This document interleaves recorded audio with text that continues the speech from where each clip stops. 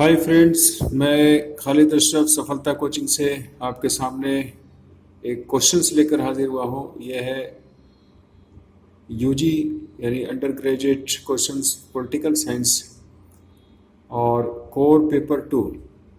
1 जो इंडिकेट करता है वो सेमेस्टर 1 को इंडिकेट करता है और 2 जो है कोर 2 को इंडिकेट करता है। तो 102 या कोर पेपर 2 कहें इसको पॉलिटिकल साइंस का। जैसा कि आप जान रहे हैं, पॉलिटिकल साइंस कोर 2 में पढ़ना यह है कि हमारे जो एंशियंट थॉट है, इंडियन थॉट है, उनको पढ़ना है, थिंकर्स को पढ़ना है। तो पहला क्वेश्चन क्या पूछ रहा है? पहला क्वेश्चन पूछ रहा है कि निम्नलिखित में से सही उत्तर का चयन कीजिए। कौन सा वेद सबसे प्राचीन है? ऋग्वेद। बहुत सिंपल क्वेश्चन है। हमने पढ़ा कि 4 वेद होते हैं, ऋग्वेद, सामवेद, अथर्ववेद, यजुर्वेद। वेदांगों की संख्या 6 है, पुराणों की संख्या 18 है। यह भी आता रहता है क्वेश्चन। तो सबसे पुराना वेद जो है वो ऋग्वेद है। ये 1500 से 1000 बीसी के लगभग का एज है। और फिर 1000 से 600 बीसी तक में उत्तर वैदिक काल आया था, जिसमें बाकी 3 वेद आए थे, जिसको हम यजुर्वेद, सामवेद और अथर्ववेद के नाम से जानते हैं। इन्हीं वेदों में से चिकित्सा पद्धति की भी जानकारी मिलती है, जिससे एक आयुर्वेद चिकित्सा जो है चला है, वेद के ही फॉर्मूला से चला है। चलिए आगे बढ़ते हैं। Which book among the following is written by Kautilya? बहुत सुपर क्वेश्चन है। कौटिल्य चंद्रगुप्त मौर्य के गुरु थे। कौटिल्य के ही नीति के वजह से, कौटिल्य को चाणक्य या विष्णुगुप्त के नाम से भी जानते हैं, कौटिल्य के नीति के वजह से ही धनानंद को चंद्रगुप्त ने हराया और गद्दी हासिल किया। और कौटिल्य ने एक किताब लिखी, अर्थशास्त्र। दोस्तों, नाम तो अर्थशास्त्र है, लेकिन ये पुस्तक वास्तव में राजनीति से संबंधित बात ज़्यादा करती है। इसी पुस्तक में सबसे पहली बार अकाउंट से रिलेटेड जो आज डेबिट क्रेडिट का कंसेप्ट है वो चाणक्य ने दिया था और कहा था कि जब किसी व्यक्ति का इनकम होता है तो इसका मतलब है कि दूसरे व्यक्ति का खर्च हुआ होगा। खैर, उतनी लंबी बात नहीं। निम्नलिखित में से कौन सी पुस्तक कौटिल्य द्वारा लिखी गई? तो आंसर होगा अर्थशास्त्र। कौटिल्य को चाणक्य, विष्णुगुप्त भी कहते हैं। Who is known as the prophet of Indian Renaissance? Renaissance मतलब जागरूकता या जागरण कहते हैं। भारत का नव जागरण का अग्रदूत या नव जागरण का पिता किसे कहा जाता है? तो राजा राम मोहन राय को। इन्होंने महिलाओं के उत्थान के लिए बहुत काम किया। सती प्रथा, दास विधवा विवाह, इन सब पर कड़ा आलोचना किया और कानून बना करके इन्होंने इन चीज़ों को भारत से दूर किया। राजा राम मोहन राय आधुनिक भारत के जनक भी कहे जाते हैं, भारतीय नव जागरण के अग्रदूत भी कहे जाते हैं। बाकी तो ये सब अपने अपने क्षेत्र में काफ़ी हैं। बाकी तो आप जान रहे हैं विवेकानंद के बारे में, स्वामी दयानंद सरस्वती के बारे में। लेकिन जो क्वेश्चन है उसका आंसर होगा राजा राम मोहन राय। राम मोहन राय इनका शॉर्ट नाम लिखा गया है। नेक्स्ट क्वेश्चन है डी। कब स्वामी विवेकानंद विश्व धर्म कांग्रेस शिकागो में? जी, शिकागो में स्वामी विवेकानंद ने हिस्सा लिया था 11 सितंबर 1893 में। इन्होंने पहली बार जब कहा, शिकागो गए तो कुछ वक्त के लिए इनको स्पीच का मौका मिला, लेकिन ये लंबे समय तक स्पीच दिया, लोग तालियां बजाते रह गए। इन्होंने कुछ संबोधन किए थे, वही डियर ब्रदर एंड सिस्टर एक उनका जो था स्टार्टिंग में, जबकि वहाँ जेंटलमैन, लेडीज़ एंड जेंटलमैन कहा जाता था, तो लेडीज़ एंड जेंटलमैन ना बोल करके डियर ब्रदर एंड सिस्टर कहा था, तो जिस पर काफ़ी देर तक तालियां बजी थी। फिर उन्हें वो जो उस लिबास पहने हुए थे, स्वामी विवेकानंद का फ़ोटो वगैरह आप देखे होंगे, तो उनके लिबास में क्या था कि वो एक पगड़ी और एक चोला पहने हुए थे और उनको कहा गया कि जी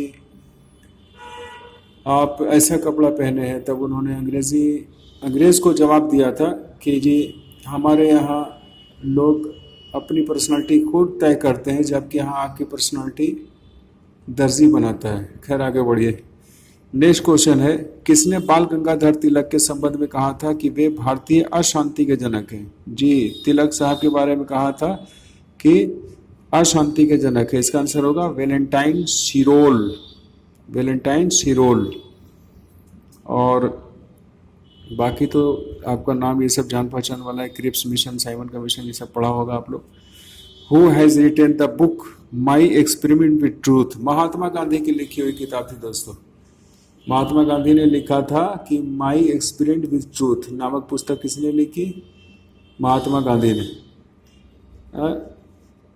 उसके बाद है जी नंबर क्वेश्चन, सत्याग्रह शब्द का प्रयोग पहली बार किसने किया था? तो सत्याग्रह शब्द का प्रयोग सत्य के राह पर चलते हुए आग्रह करना, यह अर्थ होता है सत्याग्रह का। इसका प्रयोग सबसे पहले महात्मा गांधी ने 11 सितंबर 1906 को साउथ अफ्रीका में रंग भेद नीति के खिलाफ किया था। जी नंबर क्वेश्चन यानी 7 क्वेश्चन पूरा हुआ। 8वां क्वेश्चन कहता है कि who among the following was associated with Bhoodan आंदोलन? जी, ये है हमारे आचार्य विनोबा भावे। आचार्य नरहरि भावे, आप जानते हैं, इनका इतिहास पढ़िएगा, बड़ी अच्छी। इन्होंने अपने सर्टिफिकेट को ट्रेन से फाड़ करके फेंक दिया था जब इंटरव्यू के लिए जा रहे थे। तो इन्होंने कहा कि मेरे पर्सनालिटी को, मेरे एबिलिटी को कोई कागज़ का टुकड़ा तय नहीं करेगा, और इन्होंने ट्रेन से अपने सर्टिफिकेट को फेंक दिया और चले गए कहाँ? वर्धा आश्रम महात्मा गांधी से मिलने के लिए। ये 11 सितंबर 1895 की इनकी पैदाइश है, और ये फिर महात्मा गांधी के साथ जीवन भर रहे। इनको दूसरा गांधी भी कहा जाता है। और भूदान आंदोलन और ग्राम दान आंदोलन और बहुत सारे आंदोलन इन्होंने चलाए थे। सर्वोदय आंदोलन भी एक बड़ा क्वेश्चन है इनका जो पूछा जाता है। तो इसका आंसर हो गया विनोबा भावे। निम्नलिखित में से टिप्पणियां लिखें। जी, टिप्पणियां लिखे का मतलब है कि 4 में से 2 का आंसर नहीं, सॉरी 2 ही क्वेश्चन दिया है, 2 में 2 का आंसर मांग रहे हैं। सर्वोदय आंदोलन पे बात किया हमने। सर्वोदय आंदोलन विनोबा भावे ने चलाया था। सर्वोदय आंदोलन, ग्राम दान आंदोलन, भूदान आंदोलन, ये सब विनोबा भावे का था। तो ये आप पढ़ेंगे चैप्टर सर्वोदय आंदोलन यानी सबका उदय, इनका कंसेप्ट था। इन्होंने कहा था कि लोकतंत्र भी जो होता है वो लोकतंत्र भी सर्वोदय का बात नहीं करता है। उसमें बहुमत जिसके पास होता है या अधिकतम संख्या वाले लोग फायदे में होते हैं, कम संख्या वाले लोग पीछे रह जाते हैं। तो ये सर्वोदय नहीं है। तो इन्होंने एक नया कंसेप्ट दिया था सर्वोदय। बड़े महान लोग थे जी।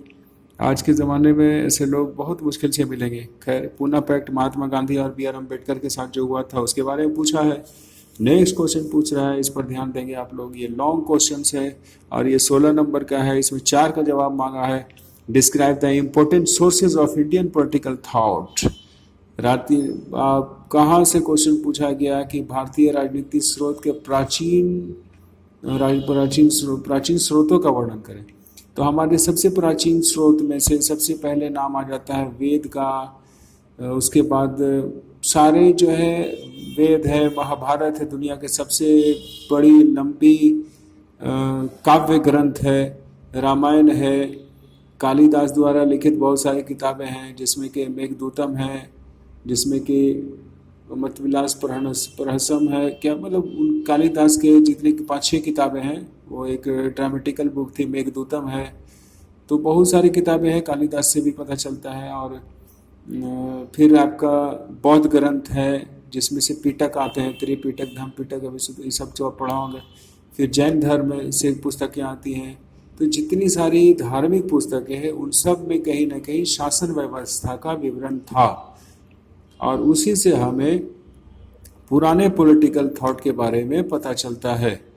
ऋग्वेद में गांव के बारे में विवरण है। गांव से फिर उठ करके ज़िला स्तर पर, प्रखंड स्तर पर इस तरह का एक स्ट्रक्चर है।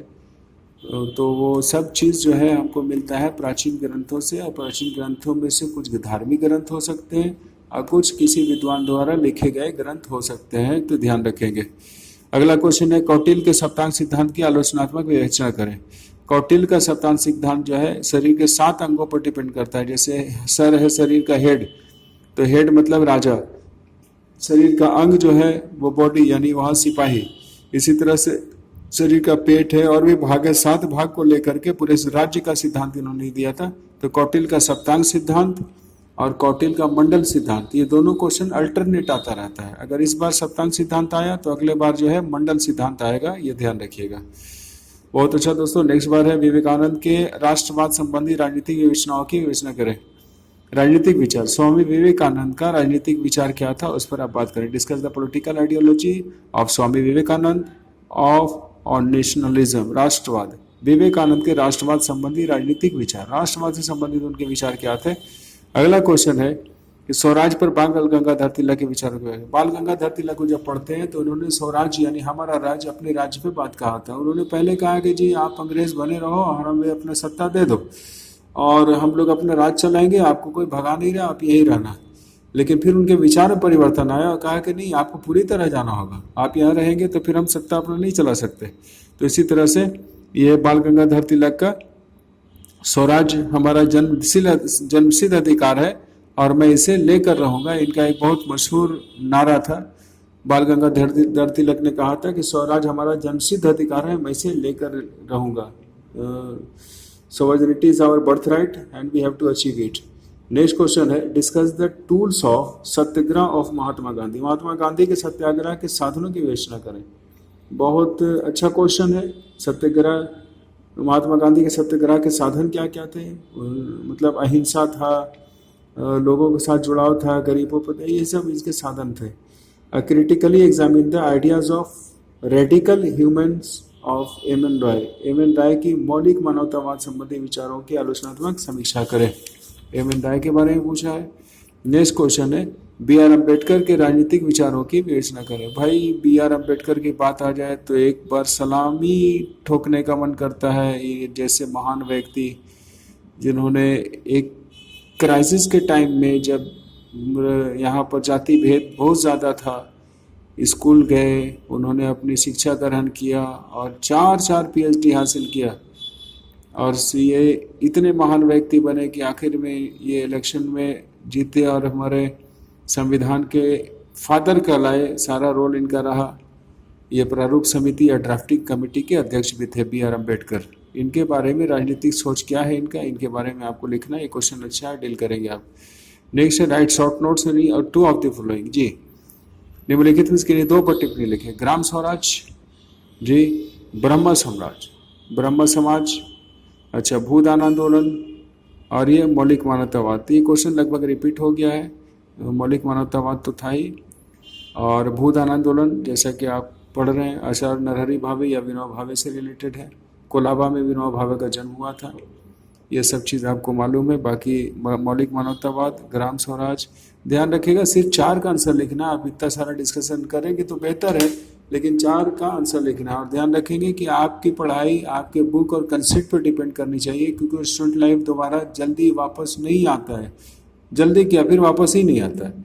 तो जो वक्त आपके पास है, अगर कहीं पे भी आपका अच्छा कंसेप्ट मिलता हो, कहीं से भी आपका अच्छा कंसेप्ट मिलता हो, वहीं पर आप जाएँ, ज्वाइन करें और कोशिश करें कि हम जानकारी के साथ पढ़ें। ये नहीं कि 5-10 पेज वाला जो है गैस पेपर खरीद लिया और उसी से क्वेश्चन लड़ गया और बस काम खत्म हो गया। थोड़ा जान लीजिए। बाकी तो हमको भी पता है कि भूल जाना है, लेकिन जब जान लेंगे तो मेरे ख्याल से आपके फ़ायदे का चीज़ होगा। और 1 बाय 1 करके हमारी कोशिश है कि क्वेश्चंस, उसका थोड़ा डिस्कशन, उसका MCQ का आंसर आपको प्रोवाइड कराएं।